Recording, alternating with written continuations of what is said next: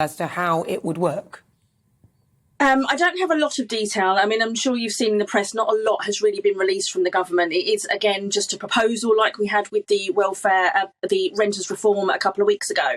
So what we're looking at is something similar to what they have in Japan, where they currently have a 100-year mortgage. It's a possibility that it could help people get onto the property ladder, and more people on the property ladder that maybe wouldn't have the opportunity prior to this. There could also be tax implications, because obviously if you inherit a property, there's inheritance tax. This may not be a thing if you're actually inheriting the debt and the property. So there's lots of pros and there's lots of cons from what I can see. But at the moment, it is just an idea on the back of an envelope. We don't really have a lot of detail.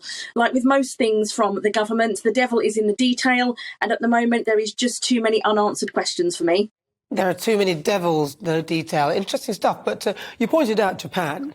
And I mean, in Japan, there's one place in Japan where they live well over 100, actually. They eat a lot of purple sweet potato. Apparently, that's the reason. I have purple sweet potato in my cupboards, by the way. It's just in the cupboards. I don't eat it. But yeah, but apparently that's why.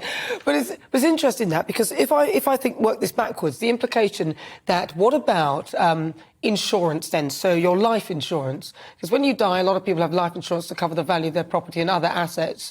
Will that mean that you won't have things like life insurance?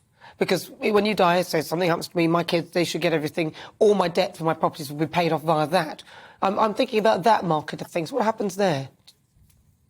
Yeah, again, lots of questions to be answered here. And that is a really important question. The same with, what if you don't have children to pass this 50-year mortgage onto? Will you be able to bequeath it in a will to somebody else? The criteria is going to be extremely strict, but they're also going to have to make sure they can't discriminate against people. But realistically, I think it's a really good idea, personally. And as long as everything, the boxes are all ticked and it's extremely transparent for people to understand what they're taking on and what they're passing on, I think it's a really good idea.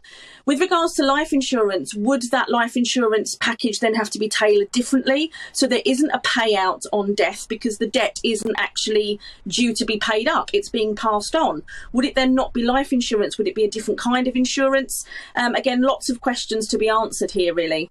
Lots and lots of questions. Interesting stuff. Well, would you sign up for one? Yeah, absolutely. I think it's a good idea on paper as we have it now. But I'd certainly want to know a lot more about it, the pros, the cons, once it's actually written into policy. But I just worry that this is another one of the government's ideas of a sticking plaster legislation or idea to try and solve the housing crisis. And I don't think that is actually going to solve the housing crisis.